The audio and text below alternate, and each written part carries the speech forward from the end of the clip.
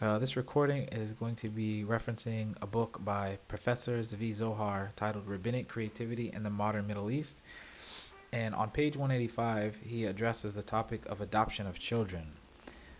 In this section, he quotes the writings of Hacham Matloub Abadi, who was a Syrian rabbi who lived from 1877, born in Aleppo, Syria, and then passed away in Brooklyn in 1970. So Professor Zvi Zohar quotes his writings from a halakhic text titled Magen Ba'adi. And so on page 185, he states the following. The longest and most detailed halakhic ruling in the book Magen Ba'adi is devoted to the question of adoption of children. So he goes on to reference that this was written in 1961. He goes on to speak about the Syrian community's adherence to purity and refinement of their lineage. And I think this is for sure a reference to the takana, or the ruling of the Syrian community, which started in Argentina and carried over into Brooklyn, that they would not accept converts for the sake of marriage into their community. So he goes on to speak about people wanting to do good deeds and adopt children, and that at some point they wanted to adopt children from a known family because they're trying to uphold this refinement of their lineage. So they knew the child was born of a Jewish family, so they're going to adopt that child. But he goes on, this is Professor Zvi Zohar, goes on to say that under the influence of an American reality, this tendency changed. And Hacham Matloub Abadi kind of has harsh words to say about these people. He goes on to say in his book, Magen Ba'adi, that childless women began to seek and find neglected babies whose mothers and sometimes also fathers agreed to hand them over to the barren women to nurture and adopt as legal sons.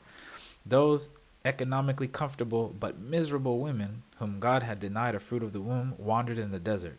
These spoiled and modern women, even those who are loyal to the religion of Moses and Judith, instead of walking in the paths of rectitude, i.e., adopting orphans of known parentage, followed crooked paths, and they pleased themselves in the brood of aliens without knowing whose womb they came out of. These are harsh words from a Chacham who is considered to be a pillar of Sephardic humanism, as referenced by the writings of David Shasha and others. I don't know what humanism means at that point, but this is their words on Chacham Matloub Abadi. In any case, the pre-modern Jewish world, adoption was done for the good of the child. In America, the goal of the adoption is the good of adopting mother. In other words, the mother wanted to feel good about herself is essentially what's being spoken about in this book.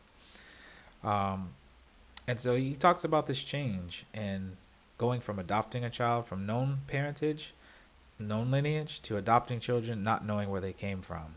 And Hacham Matloub Abadi goes on to speak about this black market transfer of goods, meaning whether they're good or damaged, from one hand to the next, and they're selling and buying and selling children without knowing where they come from. So Rabbi Zvi Zohar, or Professor Zvi Zohar, stated that a number of Syrian families who adopted children through such a procedure was not by any means minuscule, and the impact of this trend on the community, on the communal reality, was definitely considerable. And now he goes back to quoting Hacham Matloub Abadi. In New York, this is the writing of Hacham Matloub Abadi. In New York and in other cities of America, these babies of the mixed multitude who have been appended to our community already number dozens of males and females.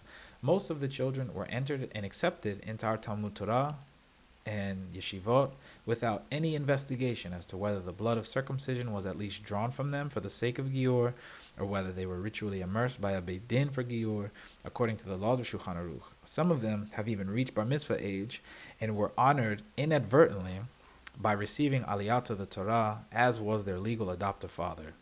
So this is the statement in the halachic text Magen Ba'adi by Hacham Matloub Abadi. And Professor Zvi Zohar goes on to say, we have before us testimony of a fascinating social process. In a traditional conservative milieu, adopted children are absorbed into the community through a process of gradual and natural integration into society with no ceremony of a formal halakhic character. They are accepted into the community's educational system, and when they reach bar mitzvah age, they get an aliyah to the Torah, and their adoptive father is also given an aliyah to the Torah.